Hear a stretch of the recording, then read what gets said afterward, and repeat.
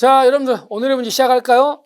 오늘 우리가 이제 여러분하고 같이 풀어볼 문제는 이해충돌 방지법 문제죠.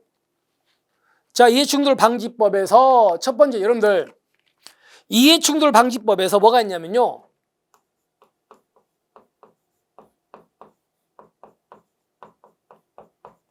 직무 관련자가 있고요. 그리고 뭐가 있냐면 사적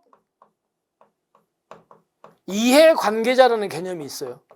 그래서 여러분들은 이게 직무 관련자에 들어가는지 사적 이해관계에 들어가는지를 한번 보셔야 됩니다. 그래서 여러분들 공직자가 소속된 공공기관과 계약을 체결하거나 체결하는 것이 명백한 개인이나 법인 단체는요. 사적의 그게 아니죠. 뭐요? 직무 관련자야. 직무 관련자라고요. 직무 관련자. 됐습니까? 그래서 여러분 꼭 오늘 가셔서 직무 관련자와 사적 이해관계자를 구별할 것. 예를 들어서 공직자 자신이나 가족들은 뭐예요? 사적 이해관계자. 됐죠? 이 사람은 직무 관련자 사적 이해관계 아니냐.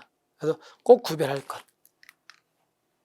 자, 그 다음에 여러분 질문, 여러분 여기서 고위공직자라 하면 우리 경찰이라면 계급 뭐 이상이요?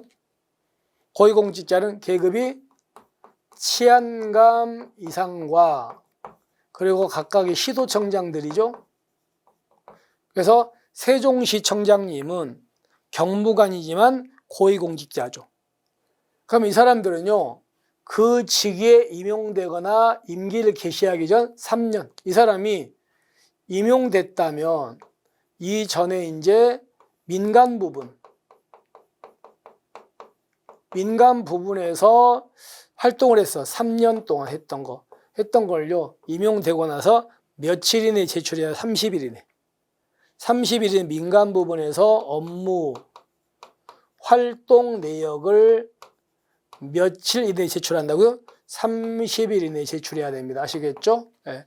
그렇기 때문에 이거는 맞는 지문 이렇게 되겠지. 그죠? 넘어갑니다. 자, 디귿 보시면요. 경찰이 A라는 사람을 지금 수사합니다.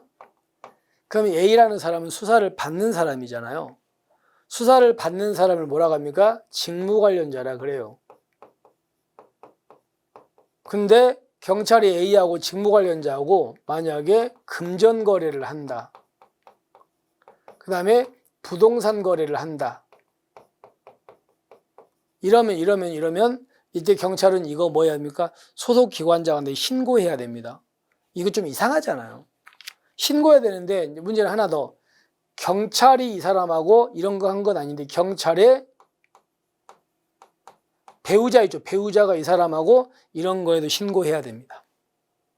그 다음에 경찰에 누가 직계 존비속이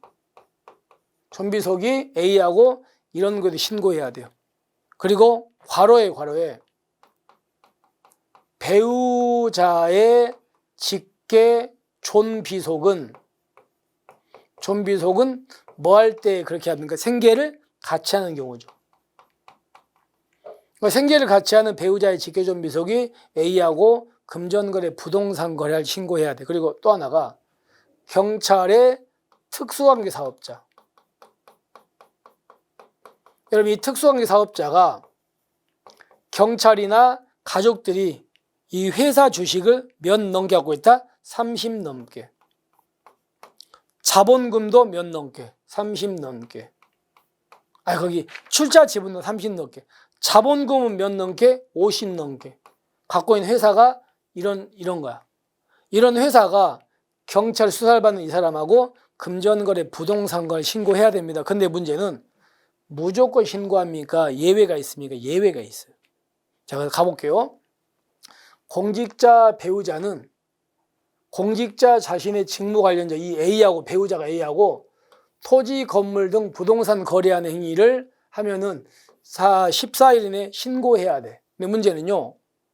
가로에 공개 모집에 의해서 이루어지는 분양은 포함, 이건 제외, 이건 제외지. 공개 모집으로 이루어진 분양은요. 이건 특혜가 아니잖아요. 이런 경우는 신고할 필요가 없는 겁니다. 아시겠습니까? 거기까지. 그래서 이 부분 때문에 X예요. 자, 그 다음에 보세요. A라는 사람이 경찰인데 경찰이 지금 B라는 사람을 수사합니다. 근데 문제는 이 직무 관련자, 이 수사를 받는 이 B가요, 이 사람이 전직 퇴직한 경찰입니다. 이 사람이 퇴직한 지 2년이 아직 안 된 사람이에요. 근데 이 사람이 퇴직하기 전에 A하고 같이 근무해서 같은 데서. 근데 이 사람을 수사하게 됐어. 근데 이런 사람하고 사적 접촉하려면 이것도 신고해야 됩니다. 근데 사적 접촉 신고하는데 문제는 그게 사회상규에 어긋나지 않으면 신고할 필요가 없는 거예요. 그럼 볼게요. 사회상규에 따라 허용되는 경우를 할지라도 이것 때문에 X예요. 사회상규에 따라 허용된다면 신고 안 해도 돼요. 자, 직무 관련자인 소속기관 퇴직자, 이 사람이 퇴직한 지 몇 년 안 지났, 2년 안 지난 사람, 이 사람하고 사적 접촉이 뭐예요? 골프, 여행, 사행성으로 같이 하는 걸 말합니다. 이럴 때는 소속기관장한테 신고하는 거 맞습니다. 그러니까 이 부분 때문에 X. 이것도 사회상규에 따라 허용된다면 괜찮습니다. 그 다음에 이제 이해충돌 방지법에 의하면요, 어떤 게 있냐면 10조의 직무 관련 위해별 제한에 이런 조문이 있어요. 어떤 게 있냐면 공직자는